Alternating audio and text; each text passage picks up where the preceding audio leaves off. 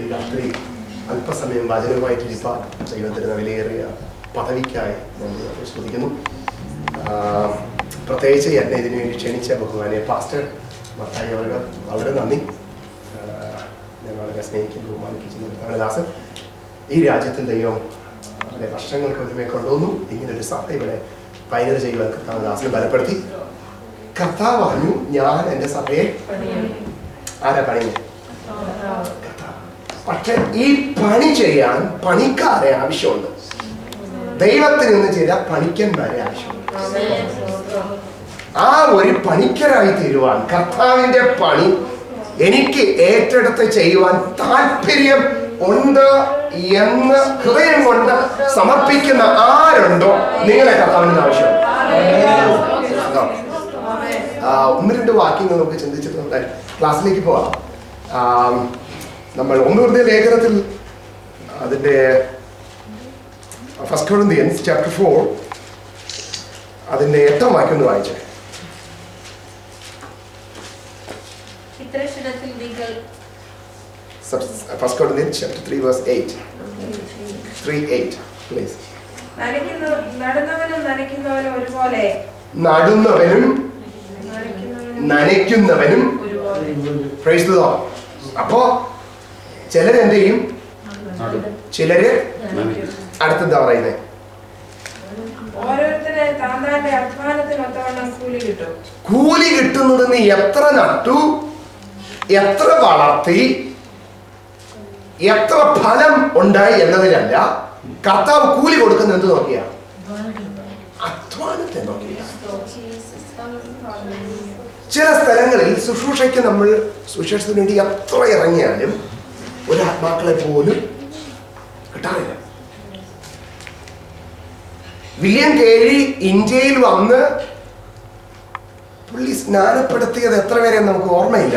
ചിലപ്പോൾ ഒരു 10-12 പേരെ സ്നാനപ്പെടുത്തി കാണും. 4 വർഷം കഴിഞ്ഞപ്പോഴാണ് ഒരു മനുഷ്യനെ സ്നാനപ്പെടുത്തിയത്. സ്വന്തം ഭാര്യ, കുഞ്ഞ് മരിച്ചു, ഭാര്യ മരിച്ചു, എങ്കിലും സുവിശേഷത്തിനായി നിന്നു. സ്വർഗത്തിൽ ചെല്ലുമ്പോ വില്യം കേരി രക്ഷയിലേക്ക് നടത്തിയവർ അഥവാ സഭയിലേക്ക് കൊണ്ടുവന്നവർ എന്ന് നോക്കിയിട്ട് അല്ല, അല്ലെങ്കിൽ പുള്ളി പോയ സഭ എത്ര വലുതായിരുന്നു എന്ന് നോക്കിയിട്ടല്ല പുള്ളിക്ക് പ്രതിഫലം കൊടുക്കുന്നത്. സുവിശേഷ വേലയിൽ ഇദ്ദേഹം എന്തുമാത്രം അധ്വാനിച്ചു.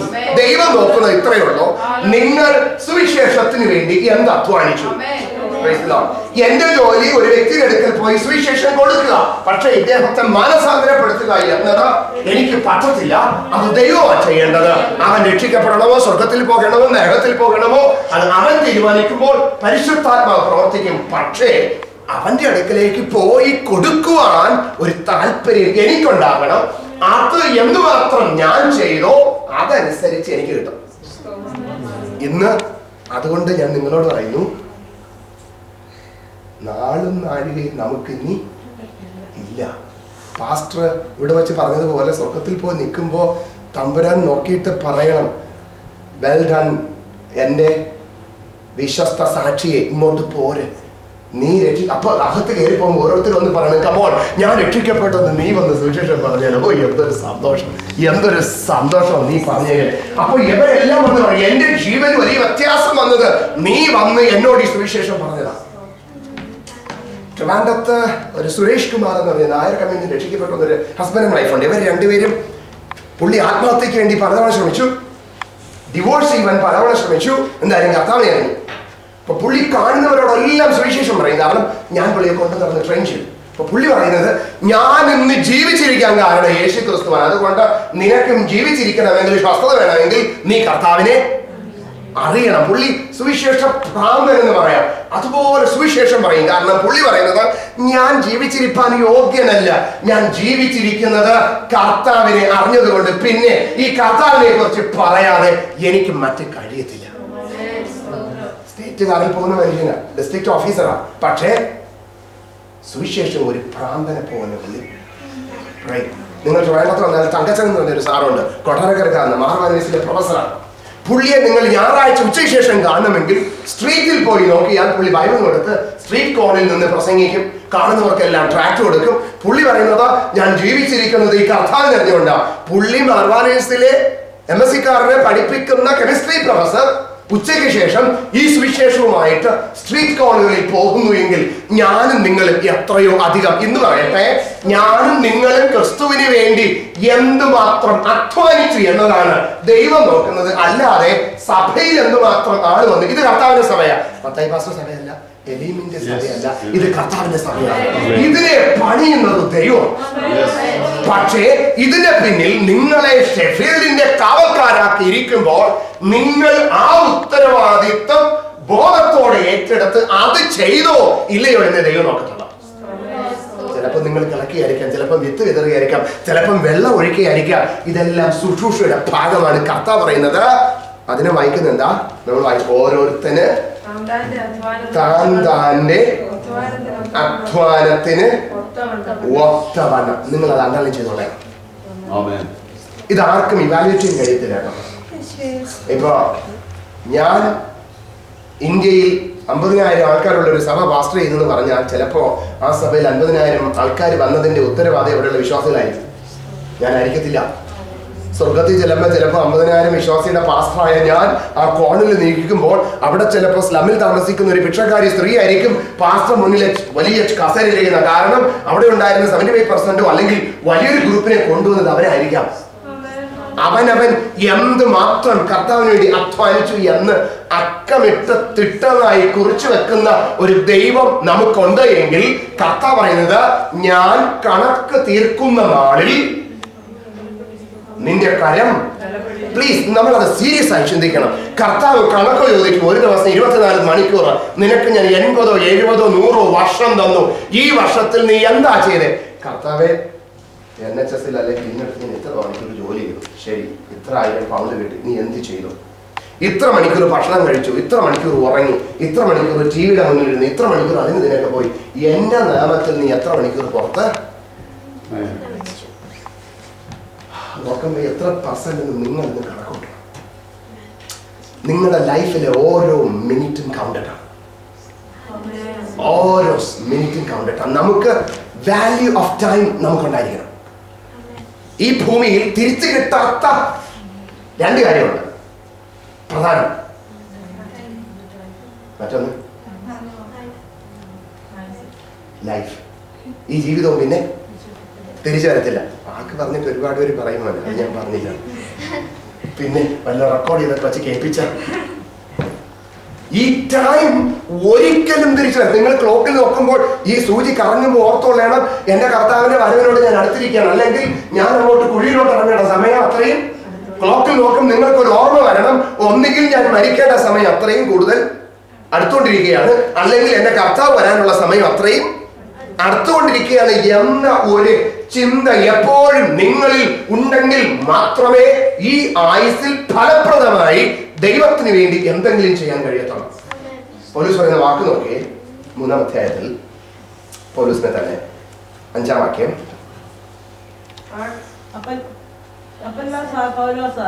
ഞങ്ങൾക്ക് കർത്താവ് നൽകിയതുപോലെ നിങ്ങൾ വിശ്വസിപ്പാൻ കാരണമായി തീർന്ന ശുശ്രൂഷക്കാരത്രേ. അപ്പോൾ പൗലോസ് പറഞ്ഞ ഞങ്ങൾ ആരും ഒന്നും ഇവിടെ സഭയെ ശുശ്രൂഷിക്കാൻ കർത്താവിന്റെ ദാസനെ ഏൽപ്പിച്ചിരിക്കുന്നു. ശുശ്രൂഷകൻ നിങ്ങളെ ശുശ്രൂഷിപ്പാൻ ദൈവം ആക്കി വെച്ചിരിക്കുന്നു. ഞങ്ങൾ ഇതൊഴിച്ചാൽ ഞങ്ങൾ ഒന്നും അല്ല. കർത്താവിന്റെ വേലക്കാർ, ശുശ്രൂഷക്കാർ. അടുത്ത് പൗലോസ് പറയുന്നത്, ഞാൻ നട്ടു, അപ്പൊല്ലോസ് നനച്ചു, ദൈവം അത്രേ വളരുമാറാക്കിയത്. പ്ലീസ്, ആരാ വളർത്തുന്നേ? ഒരാമേൻ പറഞ്ഞേ. അല്ലെങ്കിൽ ക്രെഡിറ്റ് എല്ലാം ഞങ്ങൾ പാസ്റ്റേഴ്സ് എടുത്താണ്. എന്റെ ദൈവമേ, ഞങ്ങൾ ഇവിടെ വന്ന ഒരു സഭയെ പണിതങ്ങ് വളർത്തിയെടുത്ത്. കാരണം എന്റെ പൊന്നു മോനെ, ഷട്ടപ്പ്, നീ അല്ല സഭയെ വളർത്തുന്നത്, ഞാനാണ്. നമ്മുടെ സഭയെ വളർത്തണം എന്നത് ദൈവത്തിന്റെ പദ്ധതിയാണ്. അത് ദൈവം ചെയ്യും. പക്ഷേ ഈ വളർത്താൻ വേണ്ടി വെള്ളം ഒഴിക്കാനും വിത്ത് വിതറാനും ചിലരെ ഇന്ന് ആവശ്യമാണ്. വെള്ളം ഒഴിക്കാനും വിത്ത് വിതറാനും ഇന്ന് ചിലരെ ആവശ്യമുണ്ട്. Thank you pastor. Soul winning, ഞങ്ങൾ സോൾ വിന്നിങ് 1-to-1 എന്നൊരു ട്രെയിനിങ് ചെയ്യാറുണ്ട്. ഈ ഫ്ലോറിഡയിൽ ഒരു മനുഷ്യനുണ്ട്, റവറൻഡ് ജെയിംസ് എബ്രഹാം. ഒരുപക്ഷെ പുള്ളി ഇന്ത്യയിൽ ഇംഗ്ലണ്ടിൽ വരെയായിരിക്കും. പുള്ളി ബേസിക്കലി ഇംഗ്ലീഷുകാരനാണ്. ഷെഫീൽഡിൻ്റെ അടുത്ത് ബാൺസ്ലിയിൽ എവിടെയാണ് പുള്ളിയുടെ സ്വന്തം നാട്. പുള്ളി ഫ്ലോറിഡയിൽ താമസിക്കുന്നുണ്ട്. പുള്ളി ഒരു ബുക്ക് എഴുതിയിട്ടുണ്ട്, സോൾവ് വിന്നിങ് 1 to 1. നെറ്റിൽ അടിച്ചു നോക്കുക, സോൾവ് വിന്നിങ് 1 to 1 എന്ന് അടിച്ചു നോക്കുക. 1 to 1. ഒരു വ്യക്തിയോട് വ്യക്തിപരമായി സുവിശേഷം പറയാം. ഞാനൊരിക്കൽ ഇവാഞ്ചലിസത്തിന് എപ്പോഴും എൻ്റെ ഹൃദയം മുന്നിലാണ്. ഞാൻ അമേരിക്കയിൽ പോയപ്പോൾ ഈ ഒരു ട്രെയിനിങ്ങിനെ കുറിച്ച് കേട്ടു. അപ്പോൾ പുള്ളി നാട്ടിൽ വന്നപ്പോൾ ഞാൻ ട്രാൻസ്ലേറ്റ് ചെയ്തിട്ടുണ്ട്. ഞാൻ പുള്ളിയുടെ ഒപ്പം പോയി. അപ്പോൾ പുള്ളിയുടെ കൂടെ പോയി ആ ട്രെയിനിങ്ങിന് അറ്റൻഡ് ചെയ്തു. അവിടെ ഉണ്ടായിരുന്ന കുറേ പാസ്റ്റേഴ്സ് പറഞ്ഞു, അമേരിക്കയാണ്, നമുക്ക് വീടുകൾ കയറി ഇറങ്ങുന്നത്, ആൾക്കാർ കഥയൊന്നും തുറക്കത്തില്ല. പുള്ളി പറഞ്ഞു മുട്ടുക, തുറക്കുന്നത് വരെ മുട്ടുക. ഒന്ന് മുട്ടി തുറന്നില്ല, അടുത്തത് മുട്ടി തുറന്നില്ല. ഞാനും പറഞ്ഞു തീർച്ചയായിട്ടും നമുക്ക് മുട്ടണം. ഞങ്ങൾ ടീമുകളായിട്ട് ഇറങ്ങി ഫ്ലോറിഡയിലെ പല വീടുകൾ മുട്ടി. ഞങ്ങളൊരു 10-14 വീട് മുട്ടി. കാരണം 3 വീടാണ് തുറന്നത്. പക്ഷേ ആ 3 വീട് തുറന്നതിൽ 2 വീട്ടുകാരന്ന് സമർപ്പിച്ചു. സഭയിൽ വരാൻ പറ്റും. കർത്താവിന് 2 ഫാമിലി എന്ന് പറയുന്നത് വളരെ പ്രേഷ്യസ്. അത് എപ്പോഴാണ് നടന്നതെന്ന് അറിയാമോ? നമ്മൾ പോയി നമ്മളിപ്പം വീട്ടിൽ ഇരുന്ന് മുട്ടുന്നത്. ആരെങ്കിലും വന്ന് എൻ്റെ കഥ തോന്നുന്നു ഇങ്ങോട്ട് വന്നെങ്കിൽ കർത്താവെ ഞാനൊന്ന് സുവിശേഷം, കർത്താവ് സുവിശേഷം പറയേണ്ട സമയമായപ്പോൾ ശമരിയക്കാരോട് പറയാൻ എങ്ങോട്ട് പോയി? നമ്മളാണെങ്കിൽ പറയാം എൻ്റെ കർത്താവ് അവൻ കുടിയനാണ്, കുടിയൻ്റെ വീട്ടിൽ പോയ ഞാനും കുടിയൻ, അവൻ കുപ്പി എല്ലാം കൊണ്ട് എൻ്റെ വീട്ടിൽ വന്ന് ഞാൻ ഇവിടെ മാനസാന്തരപ്പെടുത്താം. നമ്മളായിരുന്നെങ്കിൽ ഒരാഴ്ചത്തെ ഉപവാസ പ്രാർത്ഥന. ഞാനായിരുന്നെങ്കിൽ പറയാം കർത്താവെ സമരിയ പട്ടണത്തിൽ ആ കിണറും ആ സ്ത്രീയും കൂടെ എൻ്റെ വീട്ടിലോട്ടൊന്ന് വന്നിരുന്നു എങ്കിൽ ഞാൻ നിശ്ചയമായും സുവിശേഷം പറയാതെ അവളെ വിടത്തില്ല. പക്ഷെ കർത്താവ് അതല്ല ചെയ്തത്. വെള്ളം എവിടെയുണ്ട്, കിണർ എവിടെയുണ്ട്, സ്ത്രീ എവിടെയുണ്ട്, അവിടേക്ക് ഇറങ്ങിപ്പോയി. ഇന്ന് നമുക്ക് അത് ആവശ്യം. അതിലേക്ക് നമ്മൾ ഒന്ന് ഇറങ്ങിച്ചെന്നേ പറ്റണം. ഇതിന് നമ്മൾ സമയം കണ്ടെത്തണം. നമുക്ക് എല്ലാം ഉള്ളൊരു എക്സ്ക്യൂസ് ഉണ്ട്. എന്നെ ബ്രോണി മിക്കവാറും വിളിക്കും കേട്ടോ, അങ്ങളെ ഇന്ന് ട്രാക്ട് ഇടാൻ പോകാമോ? ഇല്ല മോൻ ഇന്ന് സമയമില്ല. അങ്ങനെ ഇത്രയും വിളിച്ചോണ്ട് പോകാൻ. ഇന്ന് ട്രാക്ടർ ഇല്ല മോനെ ഞാൻ ഇപ്പം തിരക്കിലാണ്. എല്ലാവർക്കും എത്ര സമയമുള്ളത്? താങ്ക് യു മോനെ വിളിക്കുന്നത് കേട്ടോ. എല്ലാവർക്കും എത്ര സമയം തന്നിട്ടുണ്ട്? അമേരിക്കൻ പ്രസിഡന്റ് ബാമയ്ക്കും ഇന്ത്യൻ പ്രസിഡന്റ് ഇന്ത്യൻ പ്രസിഡന്റ്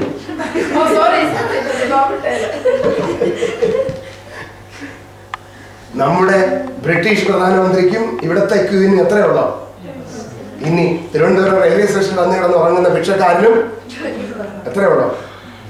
ഈ സമയം നിങ്ങൾ എങ്ങനെ വിനിയോഗിക്കുന്നു എന്നത് ആശ്രയിച്ചു. ഇത് നമുക്ക് പറയാം, എൻ്റെ അധ്വാനം നോക്കിയിട്ട് ദൈവം എനിക്ക് പ്രതിഫലം തരും. സമയം നോക്കിയിട്ടല്ല, അത് ബ്രിട്ടീഷുകാരാ ചെയ്യുന്നത്. നിങ്ങൾ ജോലിക്ക് പോയി ബ്രിട്ടീഷുകാരെ ഒളിച്ചു പതുങ്ങിയിരുന്നാലും സമയം നോക്കിയിട്ട് അവരെന്ത് ചെയ്യും? നമ്മളെപ്പോഴും അവരിട്ട് പണിയും ചെയ്യിക്കും. കർത്താവ് നോക്കുന്നു നീ ഒളിച്ചു പതുങ്ങിയിരിക്കുന്നു, യവൻ രക്ഷിക്കപ്പെട്ടിട്ട് ഇത്ര വർഷമായി, അതുകൊണ്ട് യവന് ഇത്ര ക്രെഡിറ്റ് ഉണ്ട്, ഇത്ര നല്ല പതി കൊടുക്കാൻ ഇല്ല. ദൈവം നോക്കുന്ന ഈ കിട്ടിയ സമയത്ത് നീ എന്തുമാത്രം കർത്താവിന് വേണ്ടി അച്ചീവ് ചെയ്തു എന്നത് നോക്കിയിട്ട് മാത്രമേ ദൈവം തരത്തുള്ളൂ. കർത്താവിന് മുഖപക്ഷമില്ല. കർത്താവ് നിങ്ങളുടെ ഒരു ഉപവാസവും പ്രാർത്ഥനയും കണ്ണീരും കണ്ടിട്ട് നിങ്ങൾക്ക് വേണ്ടി ചെയ്യത്തില്ല. നിങ്ങൾ എന്ത് ചെയ്തു, എന്ത് കമ്മിറ്റ്മെന്റ് നിങ്ങൾക്കുണ്ടായിരുന്നു, സാക്രിഫിഷ്യൽ ആയിട്ട് കർത്താവിന് വേണ്ടി നിങ്ങൾക്ക് എന്ത് കൊടുക്കാൻ കഴിഞ്ഞു എന്നത് നോക്കിയിട്ട് മാത്രമേ കർത്താവ് ചെയ്യത്തുള്ളൂ. അതിന് ഞാൻ പറയട്ടെ, ദാവീദ് പറഞ്ഞതുപോലെ വിലപിടിപ്പില്ലാത്ത ഒന്ന് എന്റെ കർത്താവിന് വേണ്ട. Price the Lord.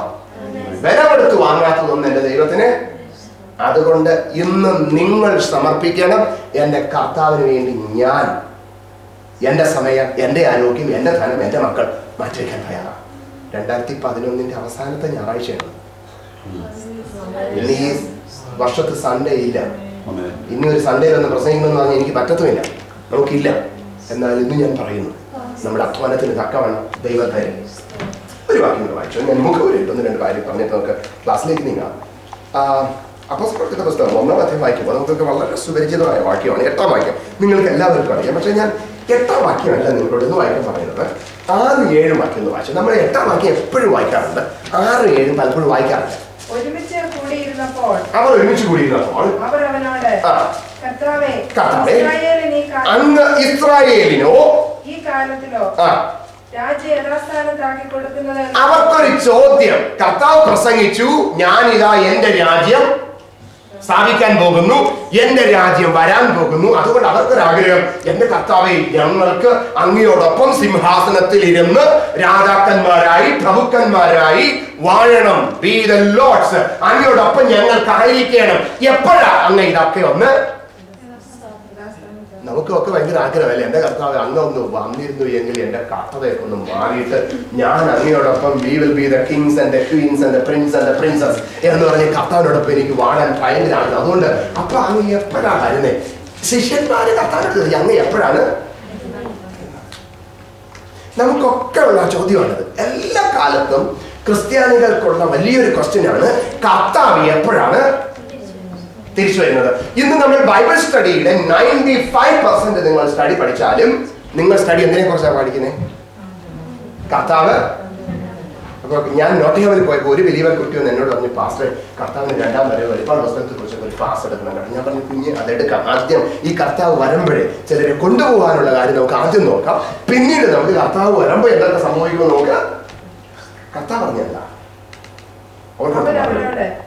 പിതാവ് തന്റെ സ്വന്തം അധികാരത്തിൽ വെച്ചിട്ടുള്ള ഇത് ആരുടെ അധികാരത്തിലുള്ളതാ? പിതാവിന്റെ സ്വന്തം ഉള്ള ഈ കാര്യം കാലങ്ങളെയോ സമയങ്ങളെയോ ഇത് ആർക്കുള്ളതല്ല. ചിലര് പറയും കർത്താവ് 2011 ഓഗസ്റ്റ് 14 വരും. ഇനി അടുത്ത വർഷം ഇനിയിപ്പം പ്രവചനം വരും, 2012 അവസാനം ആകും മുമ്പേ ഭൂമി നശിച്ചു പോകും, സൂര്യനെല്ലാം ഇരുണ്ടു പോകും. കർത്താവ് പറയുന്നത് ഇതൊന്നും നിങ്ങൾക്കുള്ള കാര്യം. ഈ ഭൂമി തലകുത്തനെ പൊക്കോട്ടെ, ഈ ഇവിടെ ഒരു സുനാമിയോ ഈ വെള്ളമെല്ലാം ഇങ്ങോട്ട് അടിച്ച് കയറട്ടെ, നമ്മൾ പോകുന്ന വാഹനത്തിന് എന്തോ സംഭവിച്ചോട്ടെ, ഹൂ കെയർസ്? അതാണോ നമ്മുടെ പ്രയോറിറ്റി? ഇവിടെ എന്തോ സംഭവിച്ചോട്ടെ, നമ്മുടെ പ്രയോറിറ്റി എന്താ? ഞാൻ എപ്പോ മരിക്കണമെന്ന് ആരാ നിശ്ചയിക്കേണ്ടേ? ഹലോ, ആരാ നിശ്ചയിക്കേണ്ടേ? ഞാൻ എത്ര കാലം ജീവിക്കണം, എന്തൊക്കെ ചെയ്യണമെന്ന് എന്റെ ദൈവം എന്നെ കുറിച്ച് ശക്തമായ പദ്ധതി ഒരുക്കിയിട്ടുണ്ട്. പിന്നെ ചിലരുണ്ട് മരിക്കാൻ വേണ്ടി ഒരുങ്ങുന്നവരുണ്ട്. അവര് മരിക്കത്തില്ല, എന്ത് ചെയ്യും? മരിക്കാൻ വേണ്ടി ഒരുങ്ങും. സത്യമായിട്ട് അവരൊന്നും മരിക്കത്തില്ല. ഈ മരിക്കില്ല എന്ന് പറയുന്നവർ പെട്ടെന്ന് മരിക്കുകയും മരിക്കൂന്ന് പറയുന്നവർ താമസിച്ചേ. നിങ്ങൾ എവിടെ നോക്കിയാൽ ഈ പാരഡോക്സ് ആണ്. ഇപ്പൊ ചിലര് പറയുന്നതാണ്, വഴിയെ പോണ അസുഖങ്ങളെല്ലാം അവർ ചിന്തിച്ചിട്ട് പറയും ഞാനിപ്പോ ഇല്ല.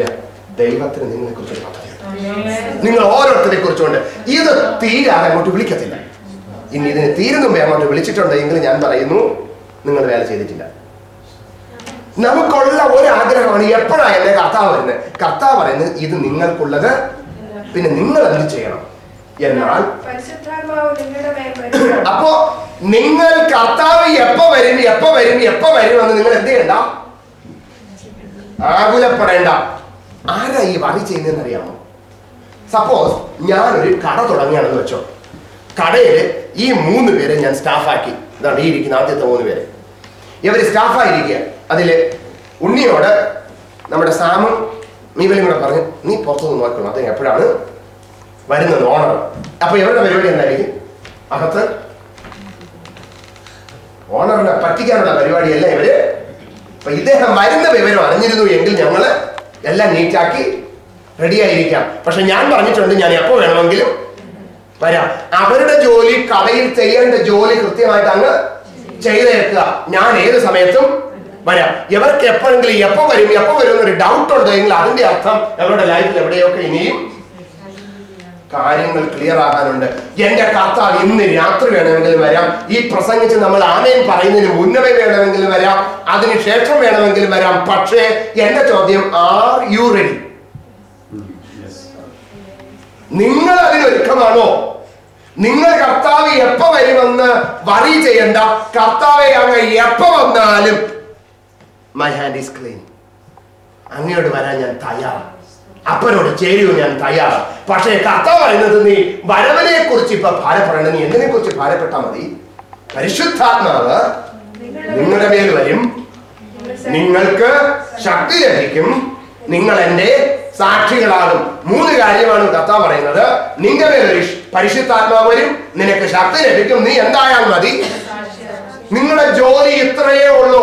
രാവിലെ എണീറ്റ് കർത്താവിനോട് പ്രാർത്ഥിക്കുക, ആത്മാവിൽ ദൈവത്തെ ആരാധിക്കുക, ദൈവത്തെ സ്തുതിക്കുക, നിങ്ങളെ ഏൽപ്പിച്ച ജോലി ചെയ്യുക, കർത്താവിന്റെ വചനം പ്രസംഗിക്കുക. കർത്താവെ, വൈകുന്നേരം ആകുമ്പോൾ ഈ പകൽ അങ്ങ് വരാത്തതിനായി സ്തോത്രം, ഈ രാത്രിയിലാണ് അങ്ങ് വരുന്നത് എങ്കിൽ ഞാനും റെഡിയാണ് അങ്ങയോടൊപ്പം ചേരാൻ. കർത്താവിന്റെ കൃപ എന്നെ മേൽ പകരണം. നിങ്ങളെ ദൈവം ഏൽപ്പിച്ച ജോലി ചെയ്തങ്ങ് പോയാൽ മതി. കർത്താവ് വരുമ്പോൾ നിങ്ങളെ ചേർത്തുകൊള്ളും. എപ്പോ വരും എന്ന് ഇങ്ങനെ നോക്കിക്കൊണ്ടിരിക്കുന്നവർ ചിലപ്പോൾ കർത്താവ് വരും, ഇവരൊന്നും ഇസ്രായേലിൽ രക്ഷകനായ യേശു വരും, മശിയ വരുമെന്ന് കാത്തിരുന്നവരാരും മശിയെ അംഗീകരിച്ചില്ല. ഇന്ന് ഞാൻ നിങ്ങളോട് പറയുന്നു, എന്റെയും നിങ്ങളുടെയും ദൗത്യം സുവിശേഷം പ്രസംഗിക്കുക. കർത്താവ് വരും. ഇനി പൗലോസ് പറഞ്ഞൊരു വാക്യം വായിച്ചിട്ട് നമ്മുടെ വിഷയത്തിലോട്ട് നോക്കുന്നത് റോമാലേഖനത്തിൽ നമുക്കൊക്കെ പരിചയമുള്ള അതിശക്തമായ വചനം, അതിന്റെ 1-ാം അധ്യായം 16-ാം വാക്യം. സുവിശേഷത്തെ കുറിച്ച് എനിക്ക് ലജ്ജയില്ല. സുവിശേഷത്തെ കുറിച്ച് എനിക്ക് ലജ്ജയില്ല. എല്ലാരും ഒന്ന് പറഞ്ഞാൽ അടുത്തിരിക്കുന്ന വ്യക്തിയോട് ഷേഖന്റെ അടുത്ത് പറഞ്ഞ, നിനക്കും സുവിശേഷത്തെ കുറിച്ച് ലജ്ജ വരാൻ പാടില്ല. ഹലോ, അങ്ങനെ ഒരാളെ വെറുതെ വിടാൻ പറ്റില്ല. സുവിശേഷത്തെ കുറിച്ച് നമുക്ക് ലജ്ജ വരാൻ പാടില്ല. ഈ റുമേനിയയിൽ ഭയങ്കര പീഡനം നടക്കുന്നൊരു കാലമുണ്ട്. 1960 മുതൽ 70 വരെ ഭയങ്കര പീഡനമായി. അപ്പോ കമ്മ്യൂണിസം ഭരിക്കുന്ന കാലം, ആരാധനയ്ക്ക് സ്വാതന്ത്ര്യം അവിടെ ഇല്ല. ക്രിസ്ത്യാനികളെ പിടിച്ചു കെട്ടി ജയിലടയ്ക്കും, വെടിവെച്ച് കൊല്ലും ക്രിസ്ത്യാനി കേട്ട. ഒരിക്കൽ ഒരു പാസ്റ്ററും 102 ബിലീവേഴ്സുമായിട്ട് ഒരു അണ്ടർഗ്രൗണ്ട് സെല്ലിൽ ആരാധിക്കും. ഈ വാർത്ത ലീക്ക് ചെയ്ത് ഒരു കൂട്ടം പടയാളികൾ വന്നു, പട്ടാളം വന്നു ഈ ഹാളിനെ ചുറ്റും വളർന്നു. എന്നിട്ട് മെയിൻ പട്ടണത്തലകത്ത് കയറി എല്ലാവരോടും ബൈബിൾ താഴെയിടാൻ പറഞ്ഞു. ഹാൻഡ്സ് അപ്പ് പ്രഖ്യാപിച്ചു. തോക്ക് ചൂണ്ടിയിട്ട് പറഞ്ഞു, നിങ്ങൾക്ക് 2 ചോയ്സ് ഉണ്ട്. ഒന്നുകിൽ ഇവിടെ വെച്ച് ഈ കർത്താവിനെയും ബൈബിളിനെയും ഉപേക്ഷിച്ചിട്ട് നിങ്ങൾക്ക് ഇറങ്ങി ജീവനോടെ പോകാം, അല്ലെങ്കിൽ നിങ്ങൾ ഞങ്ങൾ വെടിവെച്ച് കൊല്ലും. 2 ചോയ്സ്. എല്ലാവരോടും പറഞ്ഞു, എത്ര പേർക്ക് പോകും? ഞങ്ങൾ ആരും പോകാൻ, കർത്താവിന് വിട്ടൊരു പരിപാടിക്ക് ഞങ്ങൾ തയ്യാറല്ല. അപ്പൊ പാസ്റ്റർ ഫ്രണ്ടിൽ പ്രസംഗിച്ചുകൊണ്ട് നിൽക്കുക, 102 ബിലീവേഴ്സും ഫ്രണ്ടിലുണ്ട്. അപ്പൊ പട്ടണക്കാരൻ ചീഫ് അവിടെ നിന്ന് വിസിലടിച്ചു. മറ്റു പട്ടണക്കാരൻ അർത്ഥം വന്നു. വീണ്ടും ചോദിച്ചു, നിങ്ങളിൽ എത്ര പേർ ഇവിടെ നിന്ന് ക്രിസ്തുവിനെ വിട്ടിട്ട് പോകാൻ തയ്യാറാണ്? ആരും തയ്യാറല്ല. ഒരു പട്ടണക്കാരൻ തോക്കെടുത്ത് മേലോട്ട് ഒരു വെടി വെച്ചു. അപ്പോഴേക്കും മേൽക്കൂരിൽ വലിയൊരു ഹോൾ വീണു. അപ്പൊ മനസ്സിലായി തോക്ക് ഉള്ളതോ. ചോദിച്ചു, നിങ്ങളിൽ എത്ര പേരുണ്ട് പോകാൻ? ഞങ്ങൾ ആരും പോകത്തില്ല. പുള്ളി ചുവരിലോട്ടൊന്ന് വെടിവെച്ചു. അപ്പൊ മനസ്സിലായി ചുവരും ഇത്. നിങ്ങളിൽ എത്ര പേരുണ്ട്? നിങ്ങൾക്കൊരു ചോയ്സ്. ഒരാൾ കൈവെട്ടി പുള്ളി ബൈബിളിൽ കൊണ്ടുവരാൻ പറഞ്ഞു. ഡോറിന്റെ ബൈബിൾ വെച്ചു. ബൈബിളിൽ ചവിട്ടി യേശു ദൈവമല്ല, ഞങ്ങളത് വിശ്വസിക്കുന്നില്ല എന്ന് പറഞ്ഞിട്ട് പോകാൻ പുള്ളി ഇറങ്ങിപ്പോയി. ഈ ഒരാൾ പോയി കഴിഞ്ഞാൽ പിന്നെ പലർക്കും പോകാൻ, എല്ലാവരും അങ്ങനെയാണ്. ഒരാൾ പോകാനാണ് ആദ്യം പാടും. ഒന്ന് പോയി കഴിഞ്ഞാൽ പിന്നെ പലതും 2 പേരായി, 3 പേരായി, 10 ആയി, 12 പേരായി, പിന്നെയും പോകുന്നില്ല. അപ്പൊ ഇദ്ദേഹം ബാക്ക് സൈഡിലോട്ട് ഒരു വെടി വീണ്ടും പോയി പോയി പോയി പോയി പോയി പോയി അവസാനം 17 പേരായിട്ട്. ബാക്കി എല്ലാ പേരും അവരോട് ചോദിച്ചു, നിങ്ങൾക്ക് പോകാൻ മനസ്സില്ലേ? ഇല്ല, കർത്താവിനെ വിട്ടുതിരിഞ്ഞ് നിങ്ങൾക്ക് പറ്റത്തില്ല. ഇപ്പൊ നിങ്ങൾ വെടിവെച്ചാലും നിങ്ങൾ സ്വർഗത്തിൽ പോകും. ജീവനോടെ ഇരുന്നാൽ ഞങ്ങൾ ഈ കർത്താവിനെ ആരാധിക്കും. അതുകൊണ്ട് സാറേ നിങ്ങൾക്ക് വെടിവെച്ചോളാം. ശരി, ലൈനായിട്ട് നിൽക്കാൻ പറഞ്ഞു. അപ്പൊ പാസ്റ്റർ പറഞ്ഞു, ഞാനാണ് ഇതിന്റെ നേതാവ്, അതുകൊണ്ട് ഒന്നാമത് ഞാൻ തന്നെ നിൽക്കാം. ശരി, പുള്ളി വന്ന് ഫ്രണ്ടിൽ നിന്നു. ബാക്കി 17 പേരും പട്ടാളത്തലവൻ തോക്ക് ഇദ്ദേഹത്തെ നെഞ്ചത്തോട്ട് ചൂണ്ടി. അപ്പൊ പുള്ളി കണ്ണടച്ച് പ്രാർത്ഥിച്ച് നിൽക്കുക, കർത്താവേ ഞാനിതിന്. ഇന്ന് ഞാൻ നിങ്ങളോട് ചോദിക്കട്ടെ, നിങ്ങളിൽ എത്ര പേർ ഇങ്ങനൊരു സംഭവം ഉണ്ടായാൽ പറയും, കർത്താവേ ഞാനിതിന്? നിങ്ങളത് ചോദിച്ചു, നിങ്ങളോട് തന്നെ ചോദിച്ചു. ഇപ്പൊ നമ്മളിങ്ങനെ ഇരിക്കുക, ഇവിടുത്തെ ബ്രിട്ടീഷ് ആർമി ഇങ്ങനെ കയറി വന്ന് തോക്കുന്നുണ്ട്. ഇതിവിടെ പറ്റുന്ന പരിപാടിയല്ല. നിയമങ്ങൾ മാറി, രാജ്യത്തിന്റെ നിയമങ്ങളെല്ലാം മാറി. ഇതിനെ ഉപേക്ഷിച്ച് നിങ്ങൾ പോവുക. നിങ്ങളെ വെടിവെക്കും. നിങ്ങൾ മരിക്കും. നിങ്ങളിൽ എത്ര പേർ വാസ്തവമായി നമ്മൾ ചിന്തിക്കും, കർത്താവേ ഈ ചെവര് പൊട്ടിച്ചുകൊണ്ട് പോകാൻ പറ്റിയത്